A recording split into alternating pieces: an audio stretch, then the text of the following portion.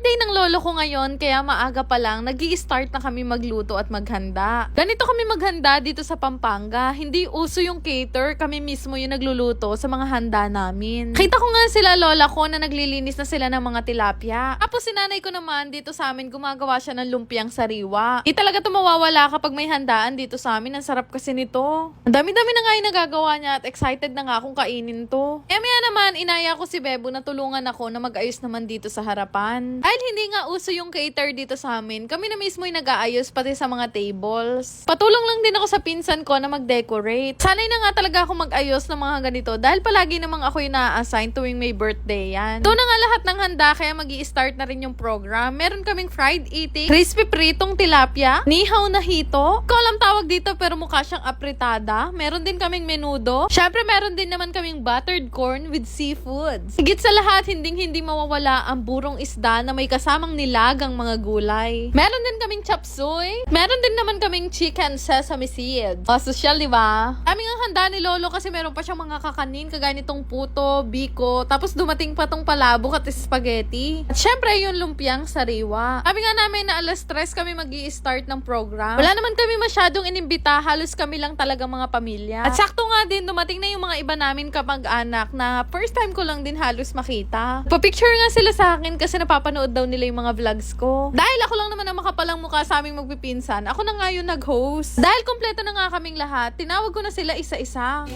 Happy birthday, no? No, happy birthday. Happy birthday, Lolo. Happy birthday, no? Yung regalo ko, no? Tsaka na muna pag nakapirthday. Happy birthday, Lolo. Happy birthday, Lolo. Happy birthday, Lolo. Happy birthday, Lolo. Sobrang saya nga ng lolo nung nakita niya yung regalo sa kanya ni Samji. Di na naman talaga ang hindi maliligayahan dyan, may paghitak na naganap. Happy birthday, Lolo. Stay strong. We love you.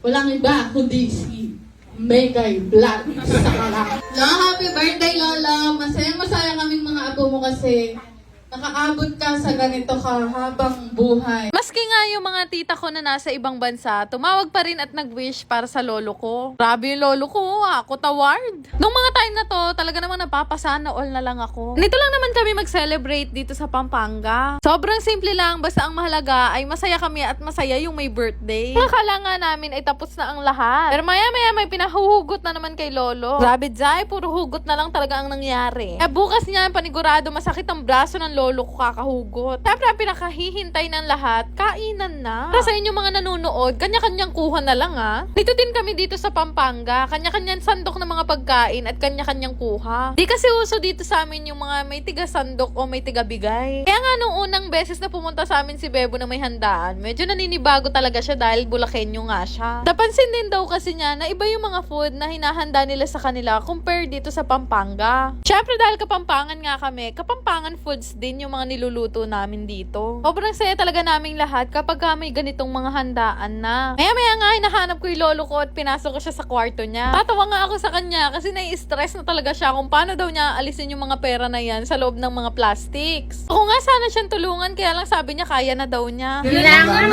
Salamat!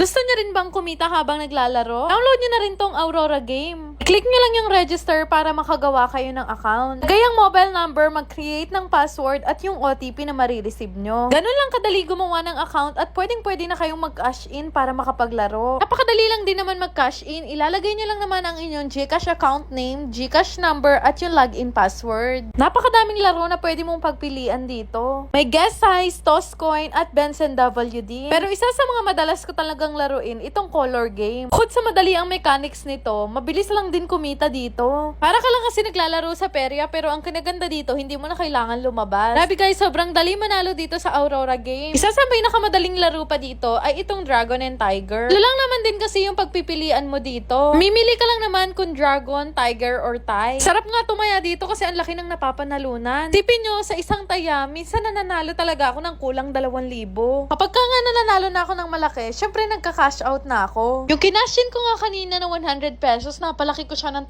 10,000. Sobrang dali lang din naman mag-cash out. Lalagay mo lang naman yung GCash information mo at wag mong kakalimutan na ilagay yung login password mo. Di ba ganun lang kadali manalo dito sa Aurora Game? Kaya naman subukan nyo na rin itong laruin gamit ang link na makikita nyo sa comment section. Shoutout nga pala kay Ana Rose Valerio, Jamaica Ferreras, Kimberly De Leon, Darin Malinaw, Elizabeth Delphine, Shian Nate, Bernadette Simon at kay Jubril Valdez.